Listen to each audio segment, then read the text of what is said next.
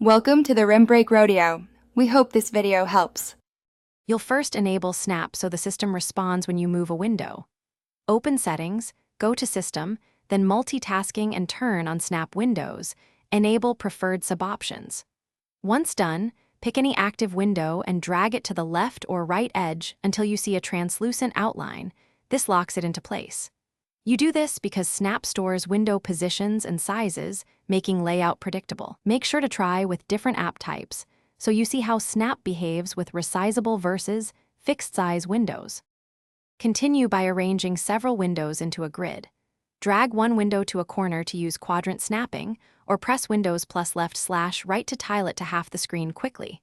Once one window snaps, Windows shows thumbnails of open apps to fill remaining zones. Click a thumbnail to place it. This speeds up multitasking because you avoid manual resizing. Snap enforces consistent spacing and alignment. If you need precise control, combine keyboard snaps with mouse drags to move windows between monitors or swap positions. Finish by refining sizes and learning a quick fix. Use Snap Assist to choose which app fills each zone, then press Windows plus up or Windows plus down to adjust height or move a snapped window into a quadrant. Once everything is positioned, make sure to save workspace habits mentally. Snap remembers relative sizes across sessions for many apps.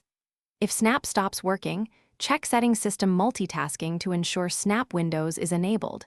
If still broken, update display drivers or reboot to restore normal snapping behavior. Thanks for watching. Consider subscribing if we helped you.